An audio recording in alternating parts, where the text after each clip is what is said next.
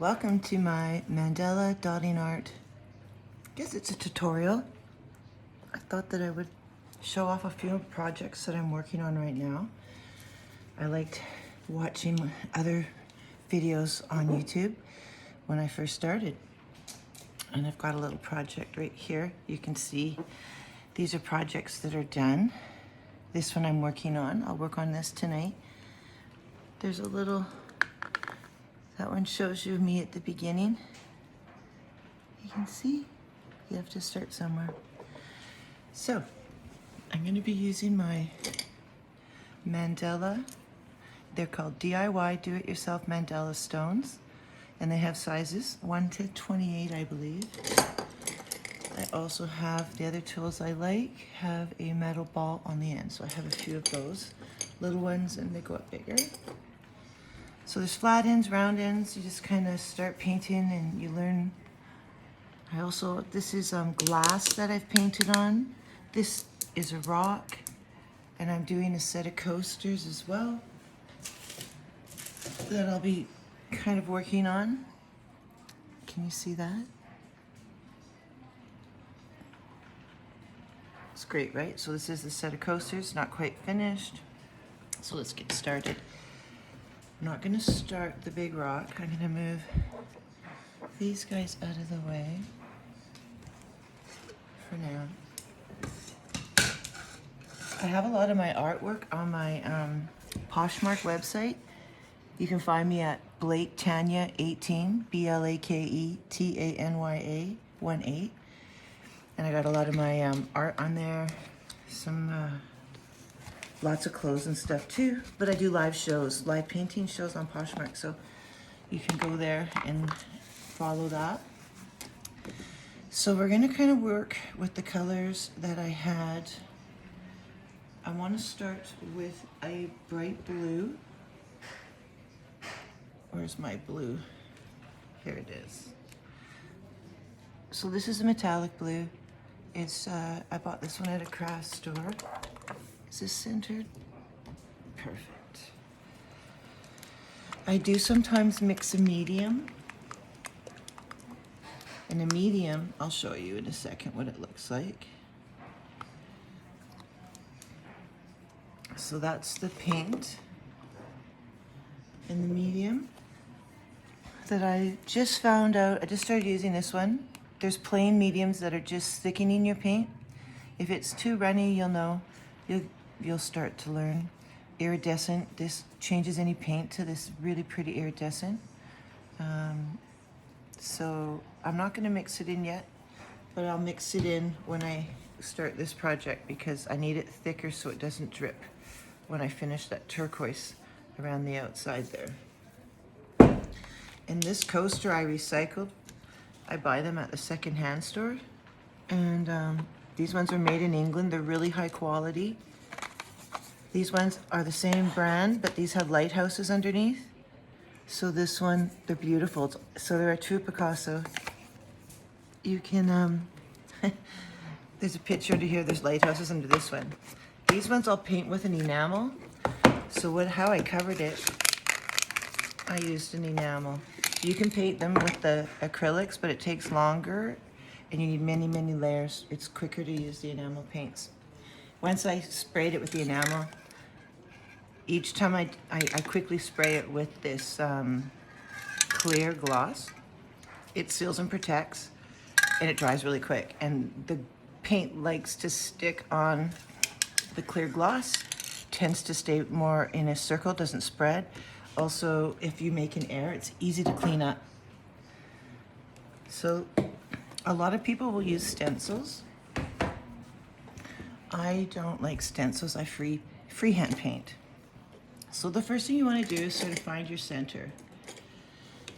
Or use a stencil. I'm just going to move this. The number tool that I'm going to use, I've got the 1516 out. I think I want a bigger center. So 19, no, we're gonna go with number 20. So first step is just to put a little amount of paint. I'm just gonna move this because I want my center as centered as possible.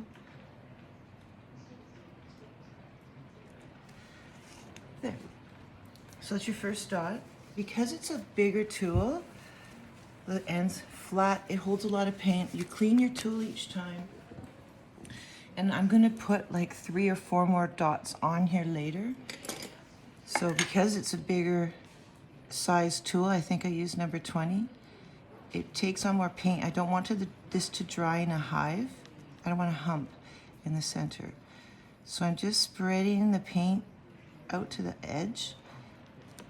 That way it'll flatten and it will look really neat as I 3D the layers up. So I'll do one set of paint. Once I do these dots, I have to let it dry overnight before I start my second set. So this art form is called Mandala. Mandala it means circle. And the Buddhas created this mandala dotting art. So it's a series of circles put in symmetrical patterns.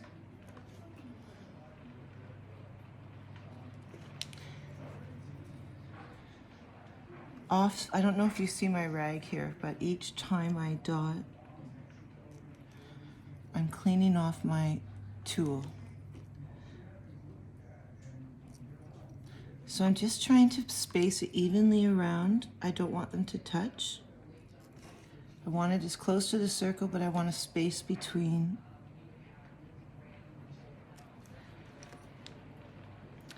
Like I say, this little rock. This is one of my first projects that I did. I just practiced on little rocks. I didn't have the proper tools when I did this one. The tools, I used Q-tip ends, I used ends of pens, pencils, little tiny tools for eyewear, glasses, anything you can use really.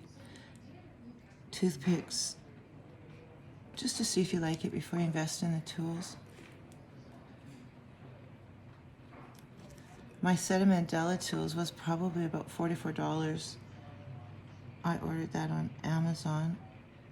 And then these little wooden tools that I've got here, I bought at Michael's. Or like a craft store. There's lots online too. You really don't know what tools you'll like until you actually start painting, and sometimes different paint works better with different tools. It's just practice makes perfect. So I do like sharing some of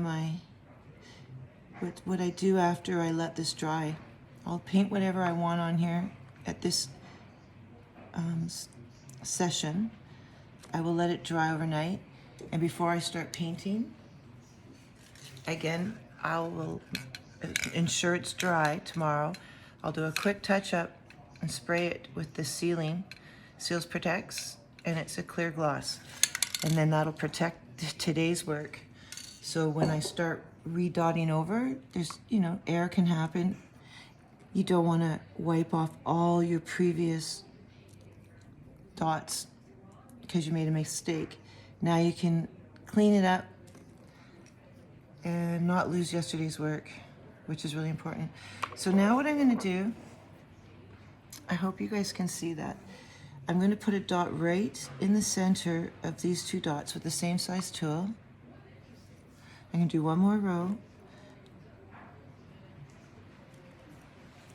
And you just want to get close, but you don't want them to touch. This paint, I might actually put some of that medium in because it's a little runny. I have to be careful I don't touch these together or the dots turn into a blob. And I find the center point is the most important. So if I screw up right now, I'll just wipe off the whole thing. And because I did a clear gloss coat underneath, I won't have any problems removing all this work. It's kind of sad to wipe off work, but it'll drive you crazy if you don't have a perfect center. If you have imperfections throughout the rest of the work, when you double up the dots, you can really hide some of your work. You don't have to always wipe it off. I've learned that too, because the series of dots on top hides some blemishes below.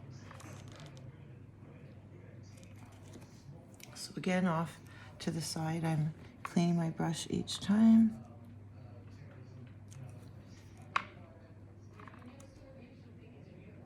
And you're just trying to be really, really careful. You see I'm hardly dipping my tool in, and I'm hardly touching the coaster. I'm letting the paint kind of drip down and touch it, and then it's like water, it sort of falls off.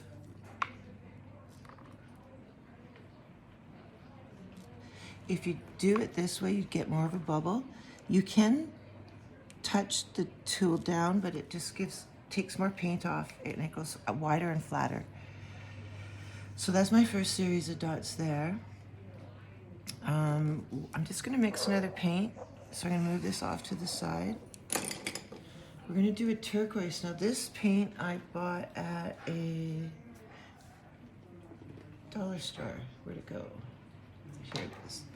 So next color I'm gonna use is turquoise.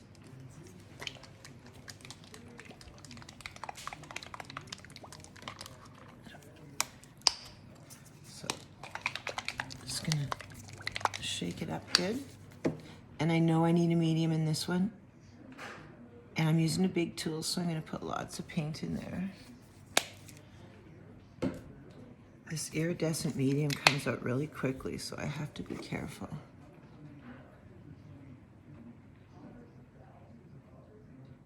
I'll show you what I'm doing. One more drop.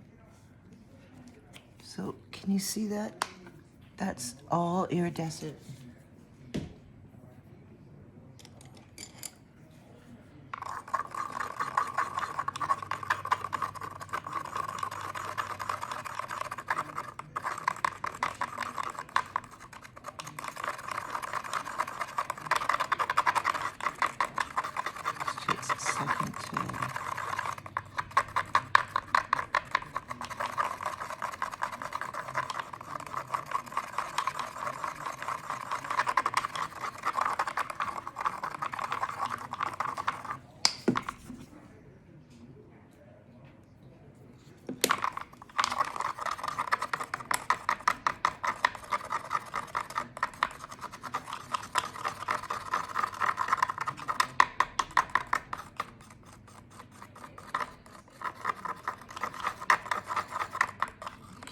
That's probably pretty good. Just kind of clean your tool. Okay.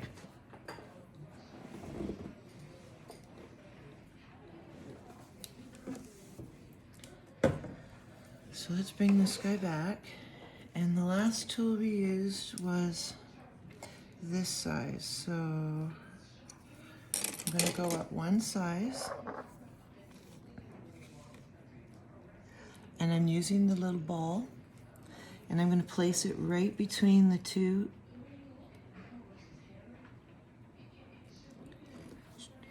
Again, I hope it's thick enough that it doesn't bleed in.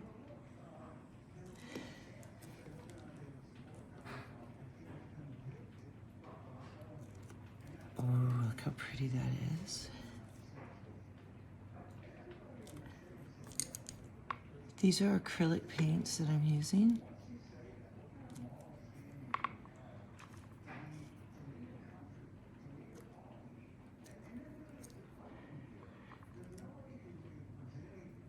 There's lots of stencils you can purchase if you're not comfortable freehand painting.